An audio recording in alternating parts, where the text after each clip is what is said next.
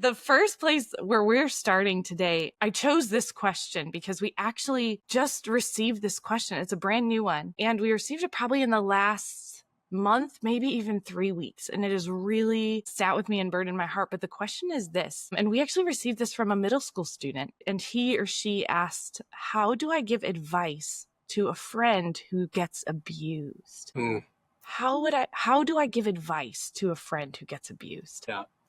Well, in counseling, there are a few things that make you cry and just break your heart more so than stories of abuse. And I'd say even worse when it's about a child or a teen getting abused. So, whoever asked this question, I'm so sorry that your friend is going through this. That is horrible. Abuse is never God's design for human beings to flourish. That's not what God wants for you, and that's not what God wants for your friend. The second thing that comes to my mind for the person who asked this is just how humbling that your friend trusts and believes in you enough to disclose and to confide in you. And I know that that probably can feel like a big burden. That feels like a big burden when an adult discloses that to me. So I can't imagine as a middle schooler what it feels like for you to have your friend disclose this. But one of the takeaways in the midst of a lot of bad and hard is that your friend clearly trusts you and sees you as somebody that they can talk to and share heavy things. One of the bridges or connection points I would want to make would be this to your friend. I wouldn't want to be the end destination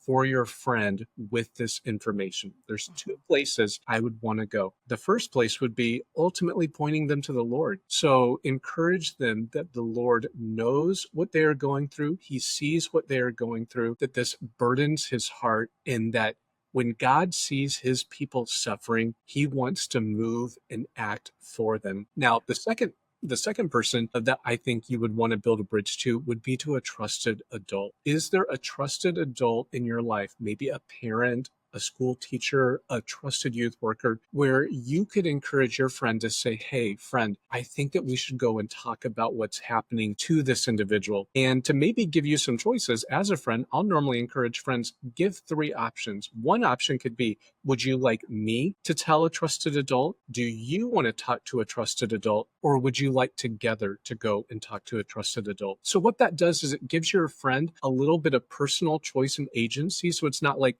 well, hey, I'm going to go make this decision for you. But hey, do you want me to help bear this burden for you? Do you want to go bear this burden, or do you want to bear this burden together? And I think each of those choices then can help empower your friend. So build that bridge and that connecting point ultimately to the Lord.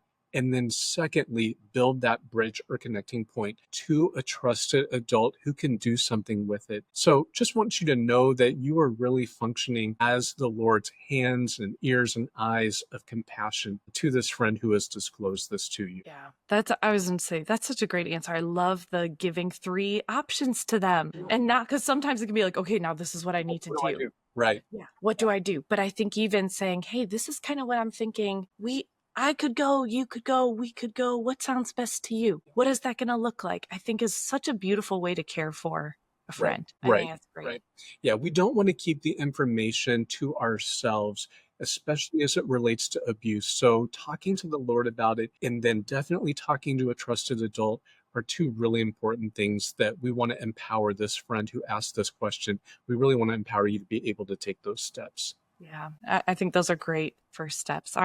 We talk so much about pain and about just the different ways that we experience just brokenness and pain and suffering. And then how God meets us in those places. But sometimes it can be really, really hard.